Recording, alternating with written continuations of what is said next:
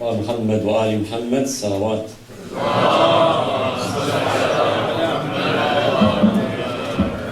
Assalamu alaikum everyone. I'd like to thank Islamic Thought for allowing me the honor to serve you once again. Thank brother for those words of which I'm undeserving. I actually did not have time to prepare for today properly because of course at Eloquence TV where I work things are quite hectic with Muharram coming up.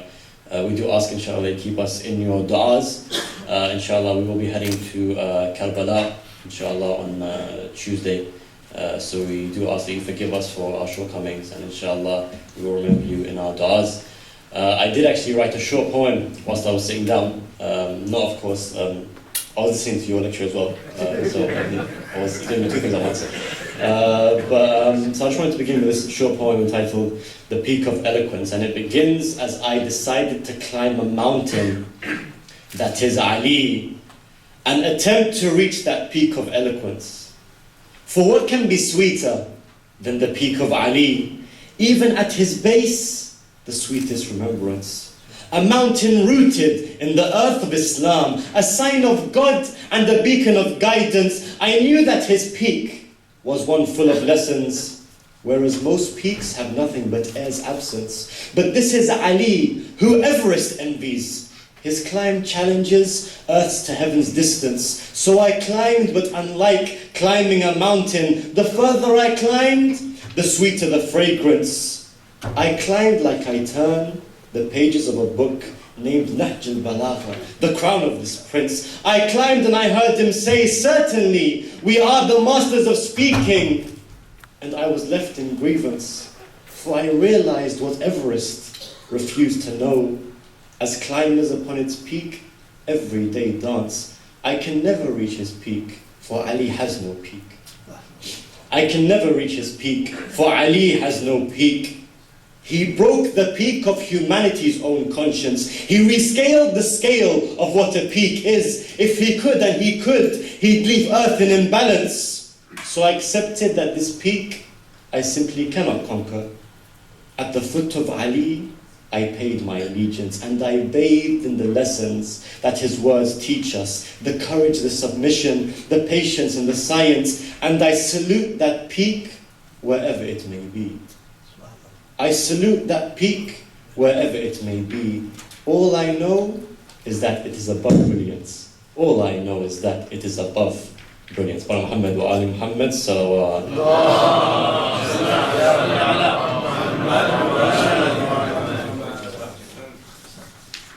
If you want to know why we're inclined to Ali, the reality is that the reasons are endless. But to see what sprinkles in us and overflows in him, take a mere glimpse with me at Ali's justice. When you read of it, it's no wonder he was killed. When you read of it, it's no wonder he was killed. A just man in injustice makes men anxious, for he gives rights to every being on this earth, whilst others prefer this earth to be lawless. It's no wonder that men were killed for loving him. He spoke with a voice that entranced the voiceless. You find men like the likes of Maytham at-Tammar, who wouldn't stop preaching why Ali is so precious. He praised him till the day they cut off his tongue, as if Ali's lovers without tongues are heedless. And you find men like the likes of Abu Dhar, who stood outside the kingdoms of all those who oppress. When exiled by one tyrant, he just moved to the next. Sending him away would just make him progress. Or men like the likes of Ammar bin Yasir, always oppressed, but against oppression, never speechless. Or men like the likes of Ja'far al-Tayyar, defending the oppressed, he left this world armless. Or men like the likes of Hijr bin Adi, his grave challenged the oppressors, and that's why he's graveless. They learned from their master, the master of justice. His justice balances heaven's own axis. I wonder when I ponder upon Ali's justice, what is greater, his justice or his braveness? His justice embarrasses the light of the sun, as men benefit from him more than its brightness. Scales cannot measure the justice of Ali. The fairness of the air fears Ali's thrive beneath the throne of Ali, whilst those who live without him descend into madness. Justice itself would ask Ali what is right, as whatever is left envies his rightness. Look at Ali at the Battle of Siffin. He didn't want war, but couldn't be defenseless. The enemy captured the river and drank, leaving his army from thirst almost lifeless. And yet when Ali captured that river back, he said, I can't bear to give them that same cruelness. Or look at Ali when a woman cursed him to his face, not knowing that this was Ali, the famous. He asked her why. She said, my husband was killed in Ali's battle, leaving my house moneyless, so Ali would make this woman food every single day. She didn't know that this was Ali. Look at his humbleness. When she realized it was him, she begged his forgiveness, but Ali placed his head right beside her furnace, crying, oh Ali, do you feel the fire? How could you leave this woman's house fatherless? Or look at the time he saw a Christian man begging. He asked, why is this old man poor and homeless? They told him, Ali, he's a Christian, why should we care? He replied, I will not move until someone gives him service. Or look at the time that Ali met a Jewish man and they were walking together, and they would walk and walk until the sun itself tired of lightness. He was heading to Kufa. The Jewish man said, Ali, Kufa was back there. Why do you still walk with me? Ali replied, I can't leave you. That's rudeness. You have to allow me to leave, and then I can leave. So the Jewish man allowed, honored by his kindness, and his friend perplexed said, do you not know who that was? That is the leader of this land, Ali, His Highness.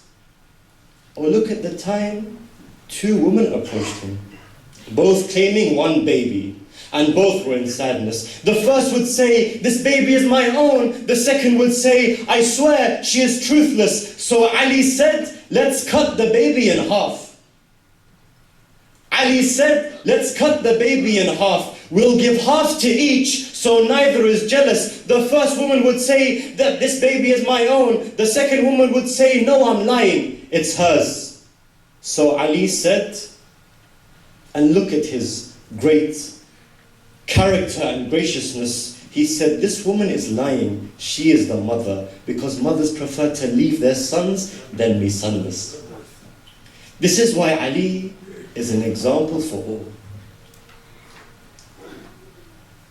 This is why Ali, he's an example for all. In the face of injustice, his justice fearless. This is why till today he boggles the mind. A man like Ali was not built for our conscience. The ink of the world cannot encompass Ali, because the virtues of such a man are endless. Remembering Ali leaves our minds reborn, because the virtues of such a man are endless. And yet at the same time, his name leaves our soul breathless. He's the sweetest sound for all those who cannot hear. He's the sweetest cure for the handicap of blindness. He's the light of this world wherever he's recalled, and wherever he is not is left shrouded in darkness. It's because of this justice that compared to Ali, only the throne of God can challenge his grandness. He reached the edges of immortality, teaching us to stand up against today's falseness. Ali is justice, and justice is Ali.